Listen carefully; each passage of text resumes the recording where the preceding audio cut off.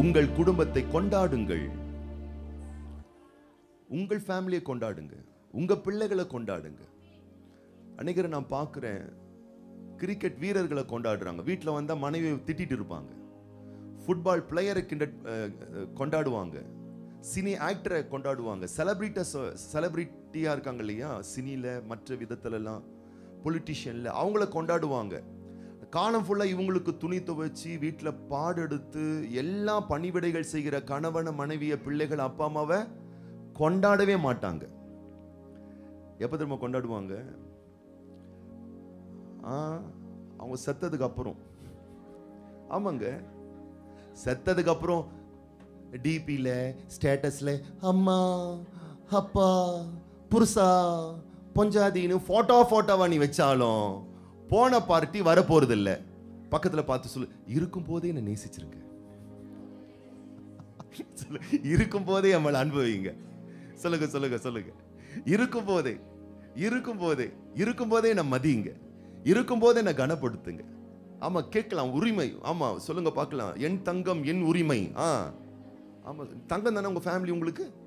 அதான் சொன்னேன். அல்லேலூயா. ஆமா, என் உரிமை. என்ன இப்போ இருக்கும் போதே மதிச்சிருச்செல்லாம். அதுக்கப்புறம் நீ எவ்வளவு டிபில வச்சாலும் ஸ்டேட்டஸ்ல வச்சாலும் அழுது புரண்டாலும் நான் வர போறது கிடையாது. நான் இருக்கும் போதே கொண்டாடி விடு. அல்லேலூயா. இருக்கும்போது கொண்டாடுங்கள். உங்கள் பிள்ளைகள், உங்கள் குடும்பத்தில் இருக்கக்கூடிய நபர்கள் நீங்கள் கொண்டாடுவதற்கு அவர்கள் பாத்திரமுள்ளவர்கள். உங்களுக்காக அவர்கள் படுகிற பிரயாசம் எத்தனை பிரயாசங்கள் தெரியுமா? உங்களுக்கு ஒரு ஆபத்து என்றால் அவர்கள் குடல்கள் துடிக்கும். உங்களுடைய எல்லா விதமான இன்பத் துன்பத்தில் உங்களுக்காக பகிர்ந்து கொள்ளுகிற, பங்கெடுக்கிற இந்த உலகத்தில் தேவன் தந்த உயரிய பொக்கிஷங்கள் உங்கள் குடும்பங்கள். அன்பானவர்களே, யாரையோ கொண்டாடுறீங்க, யாரையோ பெருசா நினைக்கிறீங்க, யாரையோ ஃபாலோ பண்றீங்க, யாரையோ அவங்கள போயிட்டு புகழ்ந்து பேசுறீங்க. உங்க ஃபேமிலியை புகழுங்க, அவங்கள பாராட்டுங்க, அவங்கள ஆனர் பண்ணுங்க. ஒரு பள்ளிக்கூடத்துல ஒரு பையன் இருந்தானோ, அவங்க அம்மா வந்து பாத்தீங்கன்னா ஒரு கண்ணு இருக்காது. அவங்க அம்மாவுக்கு அந்த ஊர்ல இருக்கிறவங்க எல்லாம் வச்ச பேரு ஒத்த கண்ணி. என்ன பேர் வச்சாங்க? ஒற்றை கண்ணி, ஒத்த கண்ணி. அவன் அவங்க அம்மாவை வெறுக்க ஆரம்பிச்சான். ஏன்னா அம்மாவுக்கு ஒரு கண்ணு இல்ல, அது கண்ணு பாக்குறதுக்கு அருவருப்பா இருக்கும். அதனால எல்லாரும் உன்னை ஒத்த கண்ணின்னு சொல்றாங்கம்மா, உன் புள்ள நான் சொல்றதுக்கு எனக்கு ரொம்ப அவமானமா இருக்கு, நான் உன் புள்ளன்னு சொல்றதுக்கு எனக்கு ரொம்ப அசிங்கமா இருக்கு. ஆனா அந்த தாயானவள் அந்த மகனை அவ்வளவு கஷ்டப்பட்டு பாடுபட்டு சம்பாத்தியம் பண்ணி அந்த ஏழ்மையில அவனை படிக்க வச்சு ஒரு உயர்ந்த இடத்துக்கு கொண்டு வந்தா. அவன் சொல்வான், என்ன ஃபங்க்ஷன் வந்தாலும் என் பள்ளிக்கூடத்துக்கு நீ வரக்கூடாது. அப்புறம் காலேஜுக்கு போனான், காலேஜுக்கும் நீ வரக்கூடாது. அவன் நிறைய அவார்ட்லாம் வாங்கினான், ரிவார்ட்ஸ்லாம் வாங்கினான். பேரண்ட் எல்லாம் கூப்பிட்டு வர சொல்லுவாங்க. அவங்க அம்மாவுக்கும் பெரிய ஆசையா இருக்கும். பையன் பட்ட படிப்பெல்லாம் முடிச்சிருக்கான், யாருக்கும் தெரியாம ரகசியமா போயிட்டு பார்த்துட்டு வருவாங்களாம். பின்பு பார்த்தீங்கன்னா ஒரு பெரிய ஒரு நிலைக்கு வந்துட்டான், நல்லா படிச்சுட்டான், நல்லா சம்பாத்தியம் பண்ணிட்டான். அம்மாவை வெறுக்க ஆரம்பித்தான். அம்மாவை மறந்து வீட்டை விட்டு வேற ஒரு இடத்துக்கு போயிட்டு ஒரு பெண்ணை திருமணம் பண்ணி பிள்ளைங்களாம் பெற்று பெரிய நிலைக்கு வந்துட்டான். பல ஆண்டுகள் கழித்து அவனுடைய தாய் அவனை தேடி அவனுடைய வீட்டுக்கு வந்தார்கள். அவங்க அம்மாவை பார்த்த உடனே சலித்து கொண்டான், வெறுத்தான், திட்டினான். இங்கே வந்துட்டியா ஒத்த கண்ணி? திட்டினானா? இல்லப்பா, உன்னை பார்க்கணும் போல ஆசையா இருந்துச்சு, உனக்கு திருமணம் ஆகி பிள்ளைங்களாம் இருக்காங்கன்னு சொன்னாங்க, ரொம்ப ஆசையா இருந்துச்சு, அதான் பார்க்க வந்தேன். அதில் உன்னை பார்க்க வேணாம் கிளவி, ஒத்த கண்ணி கிளம்பிடு. திட்டி அனுப்பிட்டான். அந்த தாய் போயிட்டாங்க. சில மாதங்கள் கழித்த பிறகு அவனுக்கு ஒரு எண்ணம் வந்துச்சு, நம்ம இருந்த வீடு சொந்த வீடாச்சு, இப்ப அந்த ஒத்த கண்ணி தான் அந்த வீட்டில் இருக்கா, அவ காலத்துக்கு அப்புறம் அந்த இடம்லாம் நமக்கு தானே அது வரணும், அது என்னன்னு போய் கொஞ்சம் லேண்டை விசாரிச்சு வரலாம், வேற யாராச்சும் அதை ஆட்டையை போட்டாங்கன்னா என்ன பண்றது அப்படின்னு சொல்லிட்டு அந்த லேண்டை விசாரிக்கிறதுக்காக, அம்மாவை பார்க்கறதுக்காக இல்ல, லேண்டை விசாரிக்கிறதுக்காக போன அந்த ஊரையும் மாறி போயிருக்கு. அப்ப அங்க அருகாமையில் இருந்தவங்க கிட்ட அவன் விசாரிக்கிறான், இங்க ஒரு ஒத்தக்கண்ணி இருந்தாங்களே. அப்ப அவங்க சொல்றாங்க, அவங்க செத்து 1 வருஷம் ஆகுது. ஓ, இறந்துட்டாங்களா அவங்க? நீங்க யாருன்னு கேட்குறாங்க.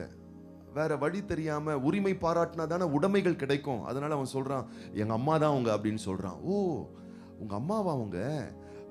அவங்க சொன்னாங்க, என்னைக்காச்சும் ஒரு நாள் என் பையன் வருவான், அப்ப அவன் கிட்ட அந்த லெட்டர் கொடு அப்படின்னு சொல்லிட்டு ஒரு லெட்டர் கொடுத்தாங்க. இந்தாங்க அந்த லெட்டர்னு அருகாமையில் இருந்தவர்கள் அந்த கடிதத்தை கொடுத்தார்களாம். அந்த கடிதத்தை பிரித்து அவன் வாசித்தானா. அவ வாசிக்கும் பொழுது அந்த தாய் எழுதியிருந்தாராம். அந்த தாய் என்ன எழுதியிருந்தாலாம், மகனே, நீ சின்ன குழந்தையா இருக்கும் போது நெருப்புக்கு அருகாமையில் விளையாடி கொண்டிருந்தாய், அறியாமல் நெருப்பில் விழுந்து விட்டாய். விழுந்தபடியினால் உன் கண்களில் நெருப்பு பாய்ந்து உன் ஒரு கண் எரிந்து போனது. சின்ன குழந்தையா இருக்கிற நீ இந்த உலகத்துல ஒற்றை கண்ணா இருக்க கூடாதுன்னு சொல்லி குழந்தையா இருந்த உனக்கு என்னுடைய கண்ணை நான் கொடுத்தேன். இப்ப நீ பார்த்துக்கிட்டு இருக்கே, இந்த லெட்டரை படிச்சுக்கிட்டு இருக்கே, அது உன் கண்ணு இல்ல, அது என்னுடைய கண்ணு. ஆனா இதை நான் சொல்லி ஒரு பரிதாபத்தை அனுதாபத்தை சம்பாதிக்க நான் விரும்பல. நீ எங்க இருந்தாலும் நீ நல்லா இருக்கணும். நான் இன்னைக்கு இந்த உலகத்துல இல்லைனாலும் என் கண்ணை நீ சுமந்துட்டு இந்த உலகத்தை பார்த்துட்டு இருக்கியே, அதுவே எனக்கு சந்தோஷம்தான். கதறானோ, கத்துறானோ. கடைசியில் அந்த லேண்ட்லயே அம்மாவுக்கு ஒரு பெரிய சமாதி பண்ணி சிலையெல்லாம் வச்சானோ. பக்கத்துல பார்த்து சொல்லி, என்ன பிரயோஜனம்? இருக்கும்போது கொண்டாடாம போனதுக்கு அப்புறம் கொண்டாடி என்ன பிரயோஜனம்? அல்லேலூயா. உங்க ஃபேமிலியை கிள்ளி ஒரு முத்தம் கொடுத்து சொல்லுங்க, இன்னில இருந்து நான் வேற யாரையும் ஃபாலோ பண்ண போறதில்லை. அம்மா, என் மனைவி, என் கணவனே, நீ எனக்காக செய்த தியாகம் அதிகம். அவங்களுக்கு ஒரு நன்றி சொல்லுங்க பார்க்கலாம்.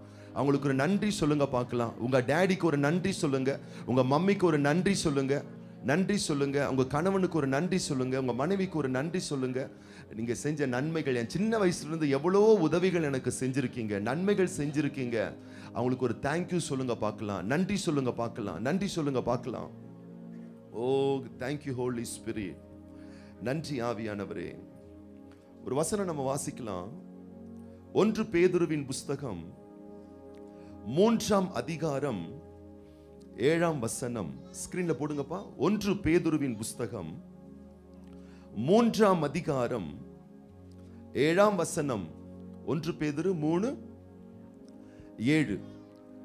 அந்தபடி புருஷர்களே, மனைவியானவள் பலவீன பாண்டமா இருக்கின்ற படியினால் உங்கள் ஜெபங்களுக்கு தடை வராத படிக்கு நீங்கள் விவேகத்தோடு அவர்களுடனே வாழ்ந்து உங்களுடனே கூட அவர்களும் நித்திய ஜீவனாகிய கிருபையை சுதந்தரித்துக் கொள்ளுகிறவர்களானபடியினால் அவர்களுக்கு செய்ய வேண்டிய கனத்தை செய்யுங்கள்.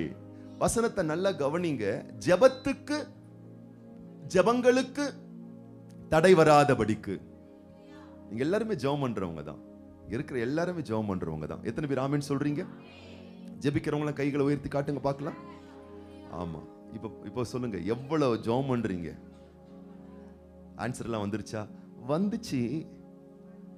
வந்துச்சு. ஆனா நிறைய விஷயம் வரவே மாட்டேங்குது. தடை யார் தெரியுமா?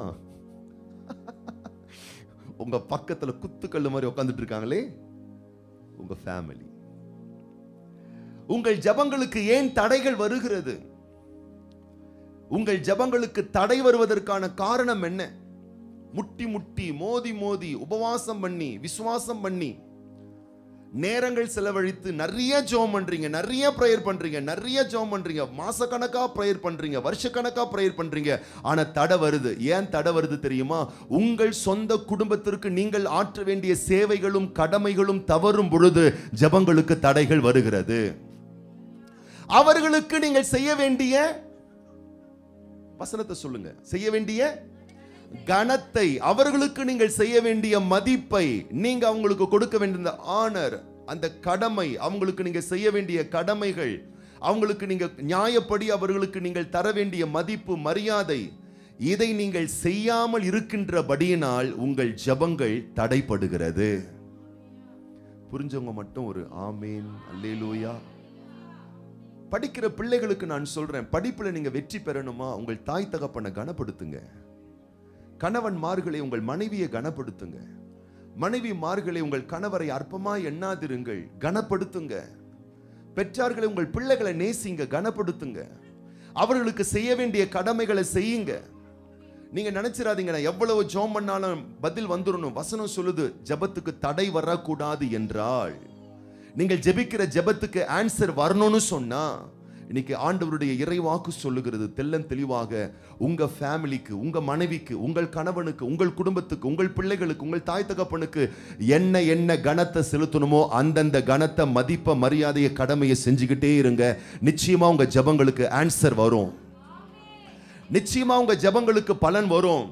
உங்க ஃபேமிலியை பார்த்து சொல்லுங்க. ஏன் தெரியுமா? நீ எவ்வளவு ஜெபம் பண்ணாலும் சொல்லுங்க, அத்தான் நீங்க எவ்வளவு ஜெபம் பண்ணாலும், மகனே மகளே நீ எவ்வளவு ஜெபம் பண்ணாலும், நான் உனக்கு ஜெபம் பண்ணாலும் வராது நைனா, ஆன்சர் வராது. சொல்லுங்க, பக்கத்துல பார்த்து சொல்லுங்க, என்ன சந்தோஷப்படுத்து, என்ன மதி, சொல்லுங்க சொல்லுங்க, என்ன கனப்படுத்து. அல்லேலூயா. மகனா இருந்து என்ன கனப்படுத்தணுமோ அந்த கனத்தை எனக்கு கொடு. ஏன் என்ன பார்த்து மறைக்கிறீங்க? அவங்கள பார்த்து சொல்லுங்க, மனைவி பார்த்து சொல்லுங்க, அத்தானை பார்த்து சொல்லுங்க, பிரியா சிஸ்டர் என்னையும் மறைச்சு பார்க்காதீங்க, பயமா இருக்கு. உங்க அத்தானை பார்த்து சொல்லுங்க, அத்தான் எனக்கு, ஆமா அவங்கள மட்டும் சொல்லல, எல்லாரையும் தான் நான் சொல்றேன்.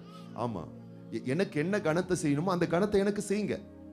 சொல்லுங்க, என்ன மதிக்கணுமோ என்ன மதிங்க, என்ன நேசிங்க.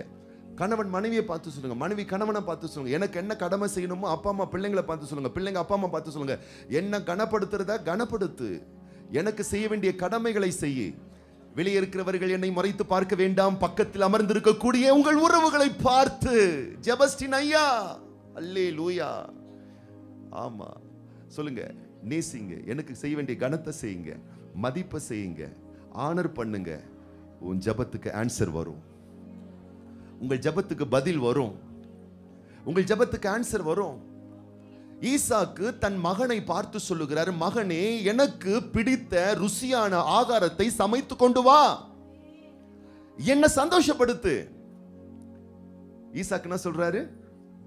என்ன பக்கத்துல பார்த்து சொல்லுங்க, ஃபேமிலியை பார்த்து, என்ன சந்தோஷப்படுத்து, என்ன மகிழ்ச்சியாக்கு, என்ன ஆனர் பண்ணு, என்ன கனப்படுத்து. ஒருவேளை உங்க ஃபேமிலியில யாராச்சும் இன்னைக்கு வரலன்னா வீட்டில் போய் அவங்களுக்கு இந்த பிரசங்கத்தை பண்ணுங்க. அல்லேலூயா. நிறைய பேர் யோசிக்கிற, இன்னைக்கு பார்த்தவர் அவர் வர்றவர் எப்பவுமே, இன்னைக்கு பார்த்தவர் வரலையே. அல்லேலூயா. இன்னைக்கு பார்த்து அவளை வராம, அல்லேலூயா. ஒன்றும் பிரச்சனை இல்லை, அவங்களுக்கு இந்த பிரசங்கத்தை பண்ணுங்க. அல்லேலூயா. நீங்கள் அவர்களுக்கு செய்ய வேண்டிய கணங்களை செலுத்தும் பொழுது நான் சொல்லுகிறேன், வார்த்தையின்படி வசனத்தின்படி பிளஸிங்ஸ் எல்லாம் ரிலீஸ் ஆக ஆரம்பிக்கும், தடைகள்லாம் நீங்க ஆரம்பிக்கும். ஆமா, ஜவ்வு மிட்டாய் மாதிரி இழுத்துக்கிட்டு இருக்கிற விஷயம் எல்லாம் சட்டு புட்டுன்னு முடிவதற்கான ஒரே வழி, ஒரே திறவுகோல், உன் ஃபேமிலியை ஆனர் பண்ணு, உன் குடும்பத்தை கனப்படுத்து, உன் ஃபேமிலியை அப்ரிஷியேட் பண்ணு, பாராட்டு, உன் ஃபேமிலியை நீ கொண்டாடு. ஆண்டவருடைய வார்த்தை சொல்லுகிறது, உன் ஜெபங்கள் தடை வராமல் இருக்க வேண்டுமே ஆனால் உன்னோடு கூட இருக்கக்கூடிய உன் ஃபேமிலி அவங்க கொஞ்சம் பலவீன பாத்திரமா இருக்கலாம், அவங்க வாயை திறந்து கேட்க மாட்டாங்க, வாயை திறந்து சொல்ல மாட்டாங்க, என்ன கனப்படுத்து, எனக்கு செய்ய வேண்டிய கடமையை செய்யணும் சொல்ல மாட்டாங்க. ஆனா நீங்க நியாயமாய் செய்ய வேண்டியதை செய்யணும். பக்கத்துல பார்த்து சொல்லுங்க, கிறிஸ்துமஸ் வருது, ஸ்பெஷலா கவனிச்சுக்கோங்க, இதான் வாய்ப்பு. அல்லேலூயா. இது வருஷத்துக்கு ஒரு முறை இல்லைங்க, ஒவ்வொரு நாளும் உங்க லைஃப் கிறிஸ்துமஸ் ஆயிடும் பாருங்களேன். அல்லேலூயா. கனப்படுத்தி பாருங்கள் உங்கள் குடும்பத்தை, உங்கள் குடும்ப உறுப்பினர்களை, உங்க ஃபேமிலியில் இருக்கக்கூடிய நபர்களை. மெய்யாகவே நீங்கள் எல்லையற்ற ரகத்திலே ஆசீர்வதிக்கப்படுவீர்கள். அப்படியே நம்ம ஜெபம் பண்ணலாமா? கண்களை மூடி நம்ம ஜெபம் பண்ணலாமா? வாய்களை திறந்து நம்ம ஜெபம் பண்ணலாமா? ஆண்டவரே, எங்கள் ஜெபங்களுக்கு தடை வராதபடி சொல்லுங்க சொல்லுங்க சொல்லுங்க. ஆண்டவரே, நிறைய ஜெபம் இருக்கு, என் பிசினஸ்க்காக நான் ஜெபம் பண்றேன், என் வேலைக்காக ஜெபம் பண்றேன், நிறைய பணம் எனக்கு வரணும், ஆனா அது ரொம்ப தடையாவே இருக்கு, வரவே மாட்டேங்குது. எனக்கு நல்லா புரிஞ்சிருக்கு, என் மனைவி நான் ரொம்ப காயப்படுத்துறேன், என் புருஷனை நான் ரொம்ப காயப்படுத்துறேன், அறிந்து அறியாமலே எங்க அப்பா அம்மாவை நான் ரொம்ப காயப்படுத்துறேன், நான் புண்படுத்துறேன், என் ஃபேமிலிக்கு நான் ஆசீர்வாதமா இல்லை, ஆனா நான் ஜெபம் பண்றேன், காரியம் நடக்கணும், நிறைய உழைக்கிறேன். இப்போ எனக்கு நல்லா புரிஞ்சிருச்சு, நான் என் ஃபேமிலியை புண்படுத்துறபடினால, துக்கப்படுத்துறதுனால எனக்கு வர வேண்டிய ஆசீர்வாதங்களாம் தடைப்படுது. அப்பா, இன்னைக்கு என் மனக்கண்களை திறந்து விடும் ராஜா. எல்லாரும் சொல்லலாமா? என் மனக்கண்களை திறந்து விடுங்க ராஜா, என் இதயத்தை திறந்து விடுங்க ராஜா, என் உள்ளங்களை திறந்து விடுங்க ராஜா. இன்னைக்கு நான் என் ஃபேமிலிக்கு நான் செய்ய வேண்டிய கனத்தை, அவங்களுக்கு நான் கொடுக்க வேண்டிய ஆனரை, அந்த மதிப்பை, ஆண்டவரே நான் நியாயமாய் அவர்களுக்கு செலுத்த வேண்டிய சந்தோஷத்தை, அவங்களுக்கு கொடுக்க வேண்டிய எல்லா விதமான கடமைகளை செய்வதற்கு வேண்டிய ஒரு உண்மையான ஒரு இருதயத்தை எனக்கு தாரும் ஆண்டவரே.